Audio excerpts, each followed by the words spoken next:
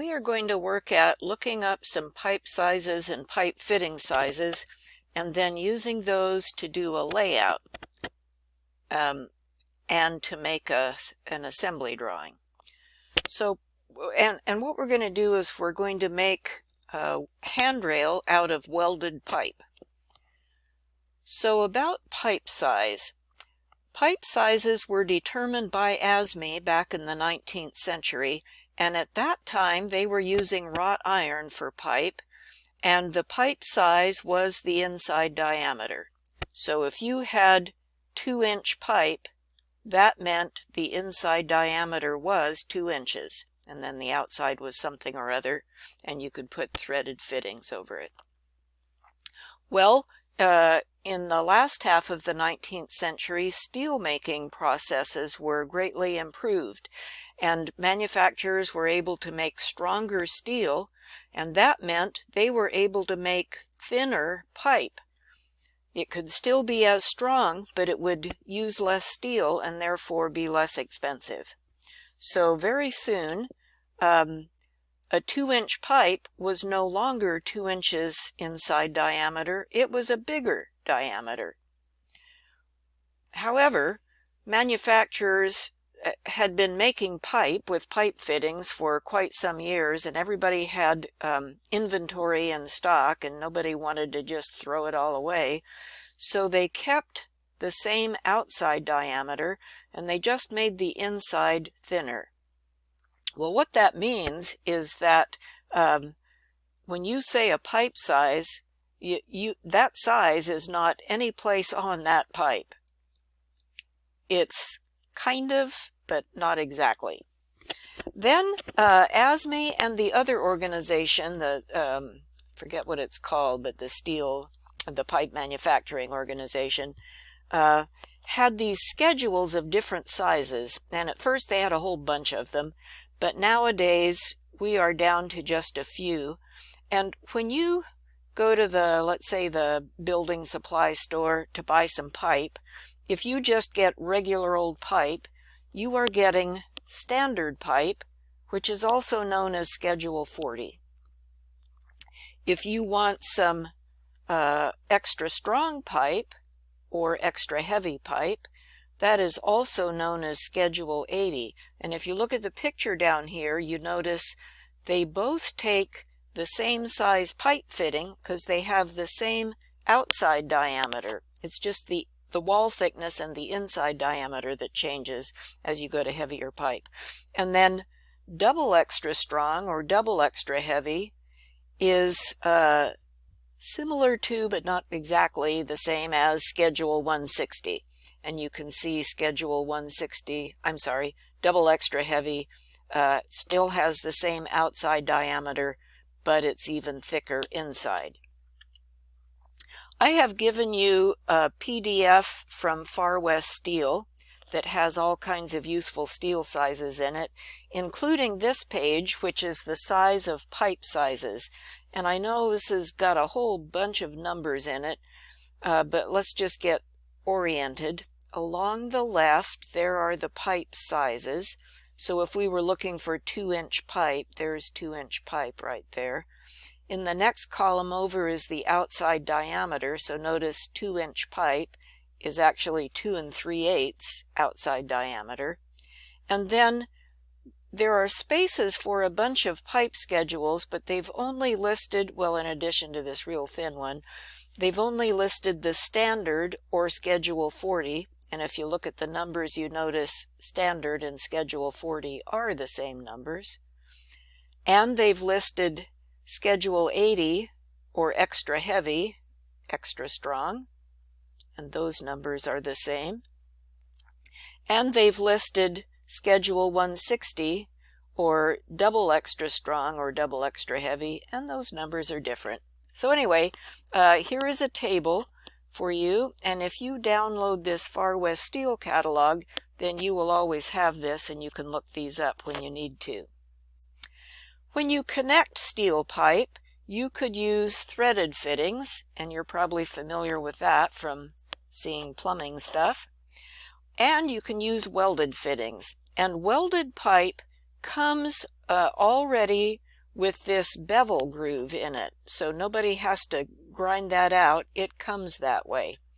And then a welder can come along and make a nice smooth weld here and connect the fitting to the pipe. When you put pipe fittings together, if you have straight pipes of different lengths and elbows, 45-degree elbows and 90-degree elbows, you can do all kinds of fancy combinations and really go almost any old direction you need to. So just keep that in mind if you need to make squiggly tube things someday. And one thing you can do is you can put them together to make handrails. This one here happens to be a company that has special handrail fittings. We're going to just use welded pipe. And you will see examples of this all over the place. Here is the entrance to Building 1 on the LCC main campus, where you can see they've got fittings and pipe, and they've got nice smooth welds. You can also just use plain pipe and use a pipe bender. Sometimes they do that. Here's one along Pearl Street around 16th and 17th, where you can see these see how they are able to go around corners. Here's a really creative one at Down to Earth garden store at 5th and Olive in Eugene. And here's what we're going to draw. I found this handrail out around Eugene, and it is made of welded fittings.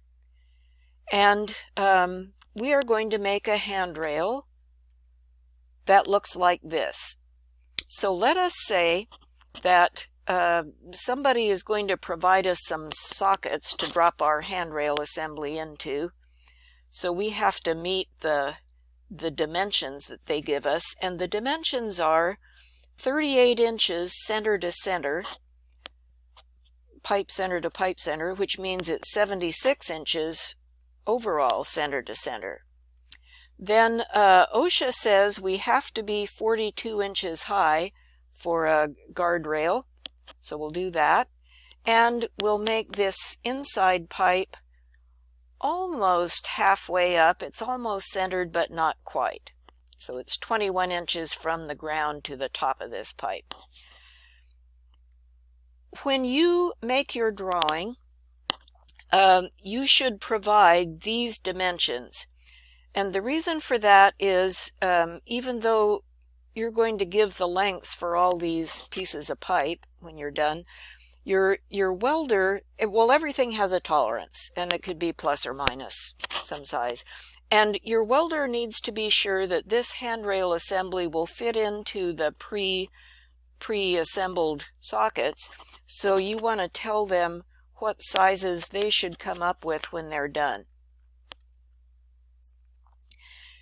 You're going to do several things on this drawing, and we will talk about this again over the next couple of days. Here's what your drawing will look like again, with just a few dimensions. We're going to do a welding symbol, and I'll show you that in the next couple of slides. We'll have item number bubbles, which I'll show you next time, that show item 1, item 2, so on and so forth. And we'll have a bill of material where we'll write down the part numbers for each of these things and how many we need, and I'll show you that next time as well. So for now, let's just look at the pipe, and let's go look at the weld symbol. This pipe comes already provided with the fittings at least come already provided with a bevel on them. So our welder does not need to prepare the bevel. And our welder is going to use what's called a bevel weld, where they put weld material inside that V-shaped groove, and then they're going to grind it flush. So this symbol here is the symbol for a bevel weld, and you can see this symbol is a picture of the shape of the groove in that fitting. This straight line across the bottom of the symbol represents grind smooth.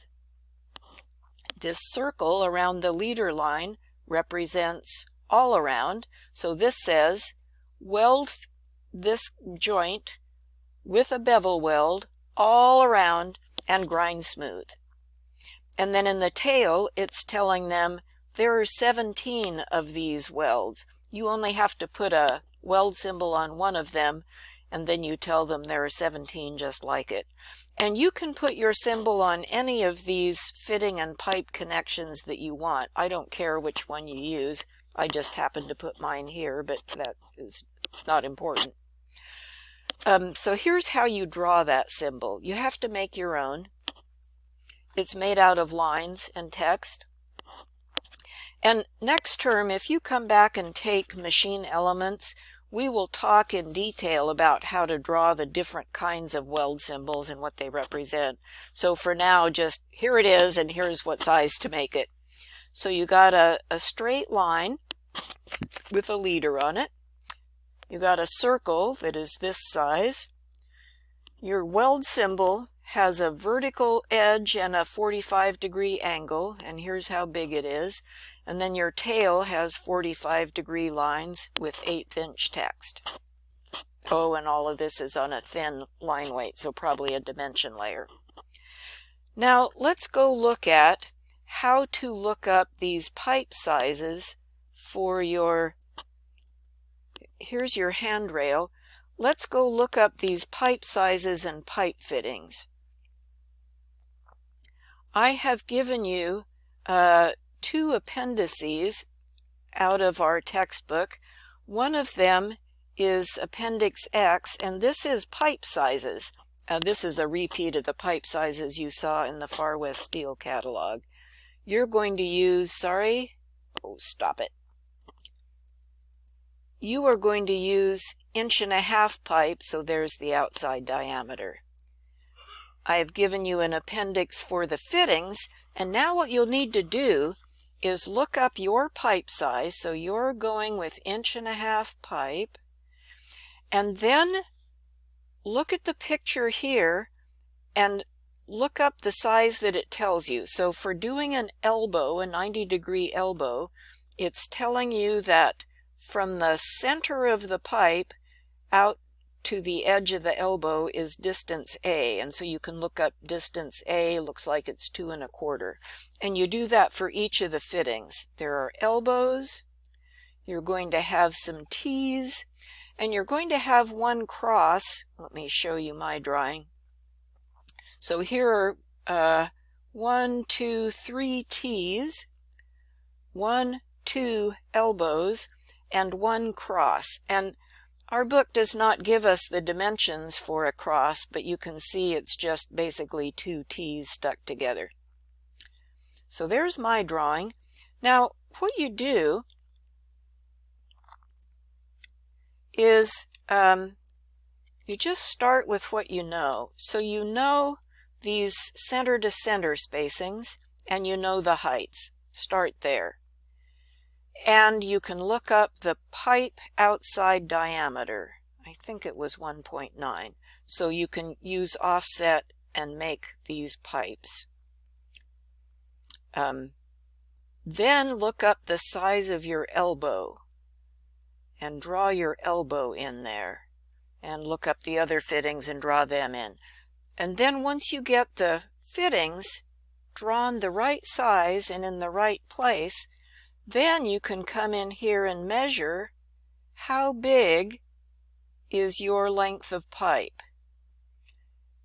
And that's what a layout does for you. It lets you figure things out. So I figured out, I'm not going to put this dimension on my drawing, but now I found out how long that is.